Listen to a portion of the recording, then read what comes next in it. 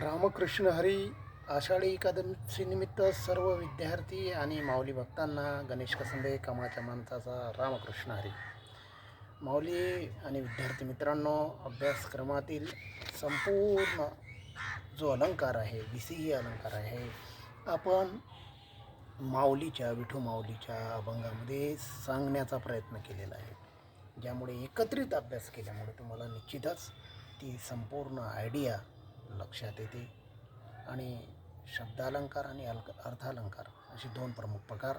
या प्रकारामध्ये पहिले आपण शब्दालंकार घेऊ, ज्यामध्ये अनुप्रास अक्षराचं रिपिटेशन होते. जसं विठ्ठल विठ्ठल विठ्ठला, ठचा काय हो रिपिटेशन होऊ राहिलेलं आहे. त्यानंतर यमक ठराविक काळानंतर वाक्याच्या शेवटी, वाक्याच्या मधात किंवा ठराविक अंतरावर विशिष्ट शब्द येणे. सुसंगती सदा घडो, सुजन वाक्य कानी पडो. श्लेष एकच अर्थ दोन अर्थाने वापरणे. जसं काय म्हणतो की माझी या पाप नावतयाचे पंढरीनाथ. पंढरीनाथ म्हणजेच पांडुरंग आणि नाथ म्हणजे पालन करता, दोन अर्थाने आला. अर्थालंकार ज्यामध्ये उपमा जो मुख्य आहे ते आणि ज्याला मान दिला जातो ते उपमान. जसं तुझे मुख द्वारकाधीशासारखे आहे, म्हणजेच याच्यात मुख हे उपमा आणि उपमान कशाचा दिला तर द्वारकाधीशाचा. उत्प्रेक्षा जणू काय सारखे शब्द त्याला उपमान. उपमेयाला काय असते, जणू काय. तुझे मुख जणू काय द्वारकाधीशाचेच, तुझे मुख जणू काय द्वारकाधीशासारखे या द्वारकाधीशाच. नंतर आपण ना होती, ज्यामध्ये उपमेय काय केलं जाते, लपवलं जाते. वदन काळोख अमावशेचा गमे केवळ. इथं काय केलेलं आहे की उपमा लपवलेला आहे, काळोख अमावशेचा. नंतर रूपक, ज्यामध्ये एकरूपपणा दाखवलेला असतो की आपण दोघे दूध आणि साखर.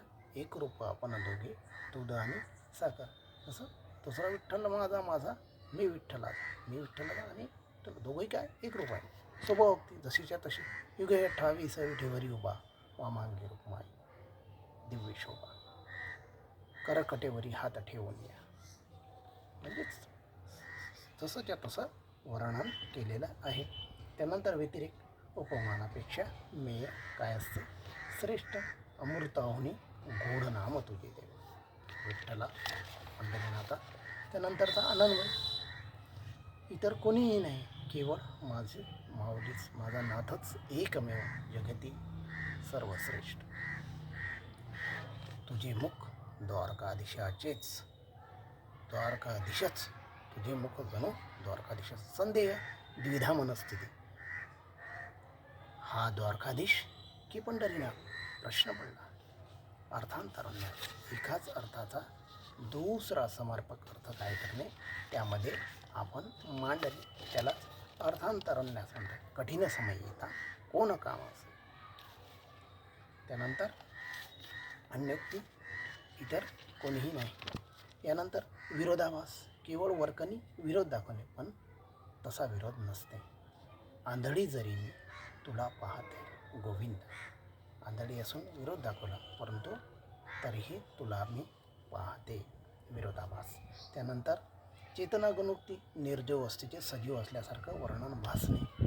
विठ्ठल नामाची शाळा भरली, निर्जीव वस्तू शाळा, विठ्ठल नाम सजीव. विठ्ठल नामाची शाळा शिकताना तहान भोकरली, तहान सजीवाचं लक्षण आहे आणि शाळेला जोडण्यात आलं. सजीव आणि निर्जीवचं काय केलेलं आहे, एकत्रितपणा केला. त्यानंतर दृष्टांत, एखादा दाखला उदाहरण देणे, त्याला दृष्टांत. जसं लहानपण देखा देवा मुंगी साखरेचा रवा, ऐरावता रत्न थोडं, त्याला अंकुशाचा मार. चंद्र तेथे चंद्रिका, चेतना गुणोक्ती, निर्जीव वस्तूला सजीव प्राण्याचा आपण सांगितलं विठ्ठला. त्यानंतर सार अलंकार, ज्याला काय म्हणतो आपण, घेई माझे वाचे गोड नामा विठोबाचे. कोणी डोळे घ्या रे सोपा पहाड विठोबाचे, कोणी म्हणजे एक अरे काना. समग्ररित्या सार कसा असतो, एक क्रमशीलरित्या चढत्या क्रमाने ती संकल्पना मांडलेली असते.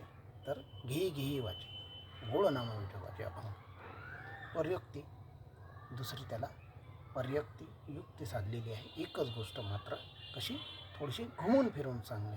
धरीला पंढरीचा तो गळा बांधूनही यातो.